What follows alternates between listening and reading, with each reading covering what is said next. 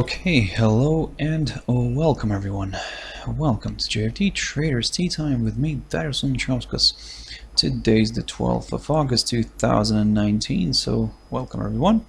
Welcome to this Monday's afternoon session where we're going to have a quick look at the markets, a few of the charts that we looked at this morning, just to see how everything's getting along. But as always, before we do that, let's quickly have a read through our risk disclaimer. So, the content we produce does not constitute investment advice or investment recommendation, should not be considered as such, and does not in any way constitute an invitation to acquire any financial instrument or product. As always, a few seconds for you to read the rest and we can continue.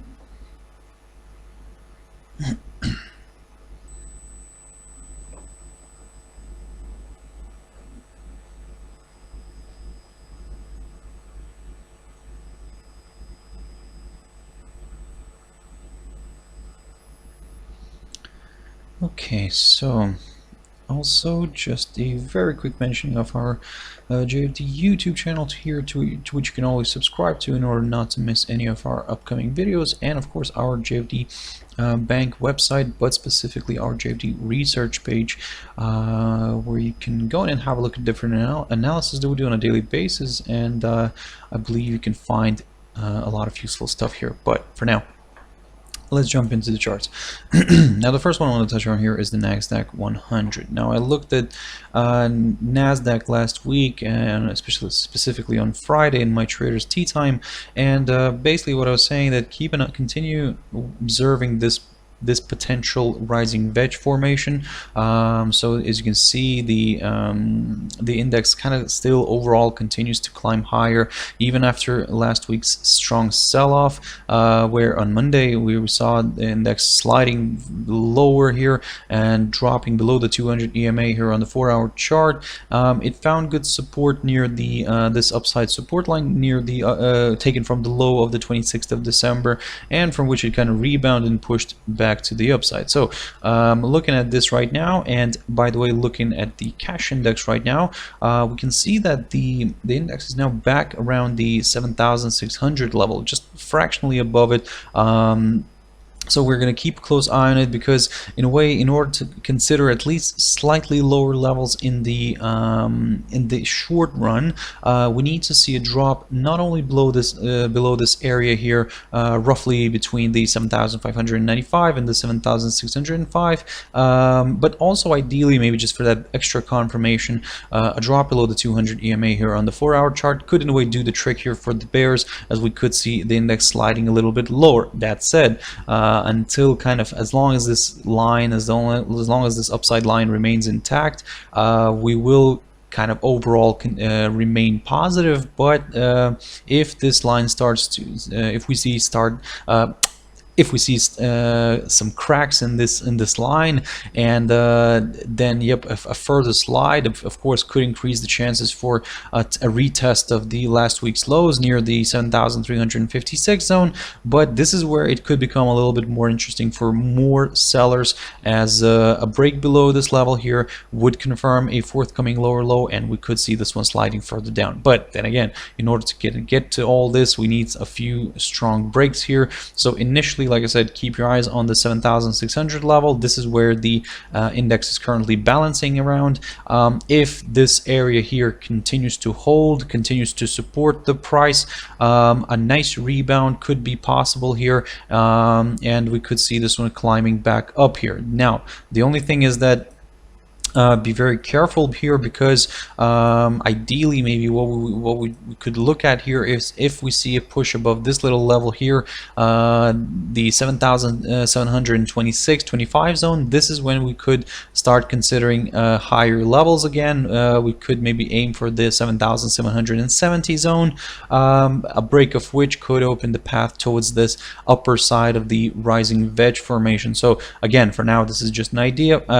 All eyes are going to be on the 7,600 level today. Let's see if it can hold. If it cannot, then yep, we will consider a small maybe decline here, especially if we see the price falling below the 200 EMA. So keep your eyes on this one, guys. AUDJPY. Now, this one is, of course, taking a hit today. The Australian dollar is one of the weaker ones, and the yen, of course, is the stronger one today. Basically, we're seeing this nice effect here on the well, nice effect for the bears, nice effect to the downside here. Of course, overall, it's still kind of in decline mode. It's still sliding further here, and the main areas that we're going to be targeting here, of course, is the first one is going to be around this 7,660 zone. And just to show you what that level was here in the past, that was basically near the lows of January 2000, or near the lows of this January. So for now, this is going to be quite interesting, because last week we saw this one sliding towards that level but kind of failing to reach it. It will be interesting to see if it actually can move again and test that area. And of course, it will be even more interesting to see if it actually can break it, because if this gets a nice good break below, then, well, I mean, this is going to turn out to be quite ugly for AUDJPY. And if I jump back into a daily chart here, this is what I wanted to show you. If this continues to slide lower, well, I mean, this could in a way open the path towards further declines, and we could see this one sliding towards the levels like the 66.85, and that's basically the low of April 2009, guys. So basically, this is where we are hanging around right now. The pair is, like I said, is quite oversold, especially on the shorter time frames. The only thing is that, to be honest, there is no indication of a potential reversal yet. So for now, that's why for now we're going to continue targeting lower areas, and especially if we see a drop below the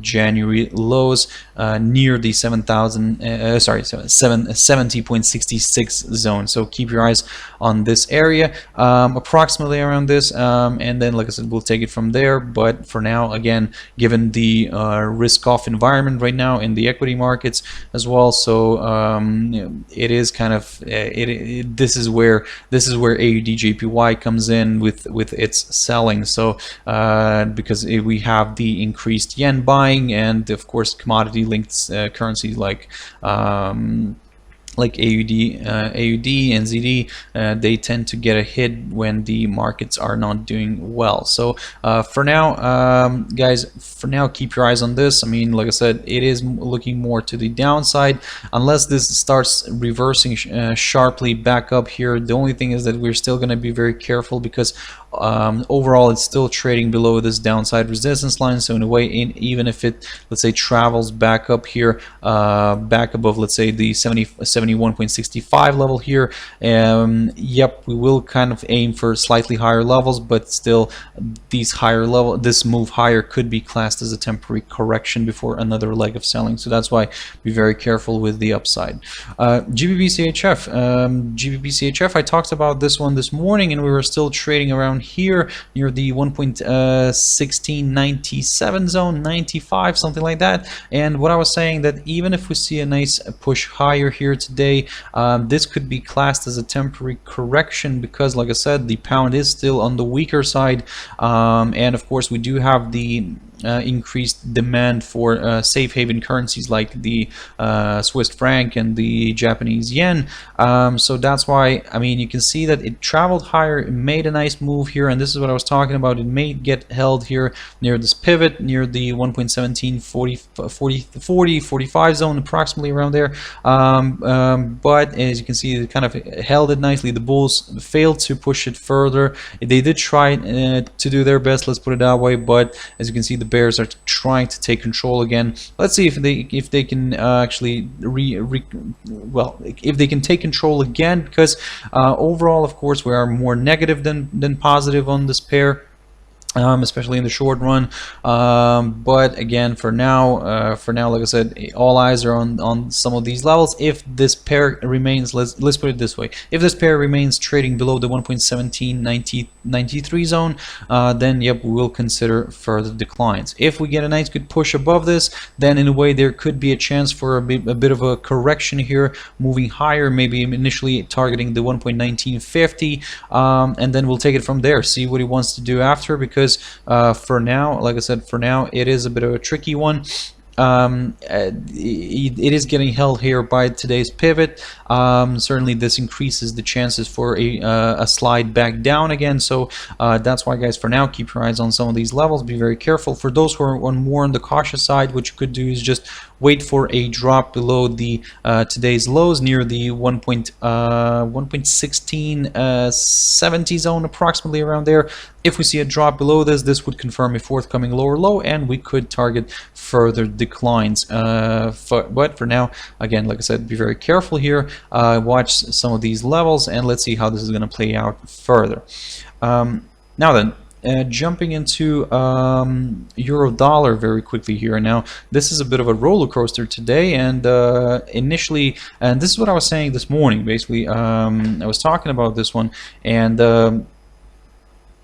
and basically, what I was saying that yes, it did have a nice push higher last week. It started ranging for the remaining of the week, and now it's now currently stuck roughly between the 1.1163 and the 1.1250. Now we need to see a clear breakthrough one of these levels before kind of examining a further directional move. Looking at this, of course, also some could say maybe this is flagging out. So if indeed, if it is flagging out, then the most likely scenario here, of course, that the break might happen to the upside here. Of course, well, going through from all the theories of flags, where they tend to be the continuation pattern with the break of the in the direction of the prevailing trend. So that's why, guys, for now, be very careful here. Even though it could travel a little bit higher, still, for us to get more comfortable with the upside, ideally we would like to see a push above the 1.1250 and then kind of target higher levels. For now, we're just going to continue observing it because this area here could be a bit of a tricky one. We may even see this one reversing back down again, so that's why, guys, be very careful. And in terms of the downside here, if we see a drop below the 1.1163-60 zone, then yep, we will aim for lower areas. Initially we will target the area around the 1.11 zone, so keep your eyes on that one. And the last pair for this session will be the EURGBP. Also something that I've mentioned this morning, and basically what I was saying here, that if this decides to travel back down, still what we're looking here at is, of course, this upside support line. As you can see, we had a perfect test of that. But what I was saying, that in order to consider slightly lower levels, of course we wouldn't go drastically to the downside here, but we would consider slightly lower levels if we would see a drop below the 0.9250. Now this one right here. Now as you can see, the break never happened. Again, we still have a few trading hours left today, so continue observing this.